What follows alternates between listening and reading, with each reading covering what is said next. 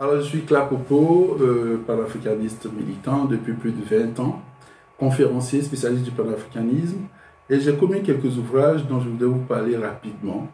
Euh, le premier livre que j'ai écrit, que j'ai publié, c'était en 2010, et tous mes ouvrages ont été publiés aux éditions Aniboué.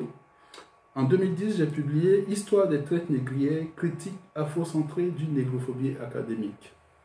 Donc, critique afrocentrée d'une négrophobie académique, c'est un ouvrage qui m'a été suscité par le débat qui avait fait rage au début des années 2000 sur les médias français, et avec une vedette universitaire, Olivier Petrégouniou, qui faisait la promotion de l'historiographie eurocentriste de notre histoire, de l'histoire des déportations africaines. Et donc cet ouvrage, ce premier ouvrage a été suscité, est une intervention dans ce débat, une intervention écrite dans ce débat pour proposer une autre façon de comprendre cette histoire, un point de vue que j'ai voulu afrocentré, d'où le sous-titre Critique afrocentrée d'une négrophobie académique. Donc c'est le premier livre que j'ai publié, c'était déjà en 2010.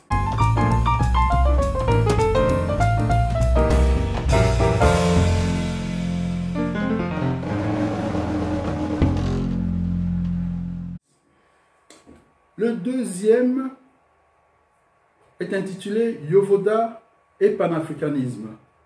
Résister pour survivre, s'unir pour renaître. C'est la suite chronologique, mais c'est surtout la suite idéologique du premier. Ayant critiqué le point de vue dominant, celui de l'historiographie eurocentriste, qui domine dans toutes les institutions universitaires, occidentales, france-africaines, etc., ayant critiqué ce point de vue, ayant proposé des éléments de connaissance d'un autre point de vue, je voulais en tirer des conséquences en matière de stratégie. Qu'est-ce que nous, ayant compris notre histoire, ou bien ayant proposé notre façon de comprendre notre histoire, quelles conséquences nous pouvons en tirer pour prendre des initiatives aujourd'hui et maintenant et sortir de cette longue nuit noire, cette longue nuit blanche dans laquelle la férocité blanche nous avait plongé pendant tant de siècles. Donc, résister pour survivre, s'unir pour renaître, c'est une introduction à de la stratégie panafricaniste, stratégie géopolitique panafricaniste. Bon, j'en ai profité aussi, là encore, pour passer en revue quelques ouvrages, notamment les sources arabes de l'histoire africaine et l'interprétation biaisée qu'en a fait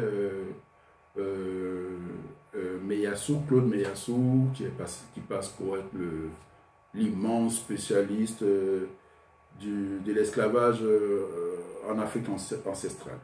Bon. Donc voilà, c'était ça le deuxième livre, et il est paru de mémoire en 2012.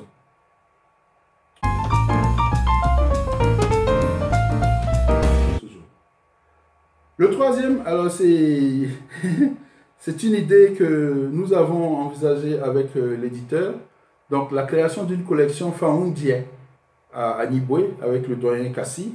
Et Faoundie, l'idée c'est de proposer en quelques pages faciles à lire un thème pour donner deux, trois informations importantes sur ces thèmes aux frères et sœurs qui souvent n'ont pas le temps de lire des ouvrages consistants, universitaires, avec de la grosse recherche. Donc, et ça, c'était donc le panafricanisme en 10 questions. C'est un livre pour comprendre rapidement de quoi on parle lorsqu'on veut parler de panafricanisme, sans même avoir une culture générale soutenue avec toute la littérature, sachant bien que la littérature panafricaniste a plus de 2 siècles d'âge et qu'elle est méconnue, n'étant enseignée nulle part, quasiment nulle part au monde. Il n'y a pas d'institution officielle qui l'enseigne, ou trop peu, et certainement pas dans les zones dominées par la France, aussi bien aux Antilles qu'à fortiori en Afrique. Donc le panafricanisme en 10 questions, 10 questions à propos du panafricanisme pour savoir de quoi on parle lorsqu'on parle du panafricanisme. Alors, le tout récent, qui est sorti cette année même, en septembre 2017, c'est un ouvrage qui me tient beaucoup à cœur parce que j'ai une formation d'économiste, Et la question du CFA s'est posée à moi depuis les années 93, au moment où on discutait de la dévaluation du franc CFA, et qui correspond aussi à la période où je préparais un mémoire de maîtrise des sciences économiques. Et donc j'avais décidé de réaliser mon mémoire sur la réflexion au sujet de la monnaie. Mais donc ça fait longtemps que ce sujet me préoccupe et que j'ai emmagasiné quelques informations que j'ai voulu rassembler ici dans une analyse. Mitkal Mbongo Benda, Histoire monétaire de la souveraineté politique en Afrique. C'est une perspective que je trouve peu courante, voire innovante. Bien souvent, nos frères et sœurs découvrent les questions monétaires par le prisme du CFA, du franc CFA. Comme si avant, les questions monétaires, voilà, l'Afrique, évidemment, telle qu'elle est réputée dans l'historiographie négrophobe, comme si avant l'Afrique, il n'y avait pas de monnaie, c'était le troc partout et tout le temps, voilà. C'est faux. La première monnaie connue au monde est une monnaie africaine et toutes les grandes fédérations africaines ancestrales ont eu des systèmes monétaires qui, à leur époque, étaient parmi les plus performants, voire les plus performants au monde. Donc, notre expérience monétaire est millénaire et il est important de le savoir, d'interroger cette expérience lorsqu'on veut parler du franc CFA, lorsqu'on veut, une fois qu'on a critiqué ce franc CFA qui est une escroquerie, lorsqu'on veut proposer des solutions, c'est bien d'aller regarder dans la boîte à outils que nos ancêtres nous ont laissés en matière d'expérience de gestion des affaires monétaires. Donc c'est ça, c'est partie de nous-mêmes, de notre histoire monétaire, l'identifier, la déterminer et ensuite en tirer des conséquences pour notre avenir en matière monétaire. Ça, c'est le premier point.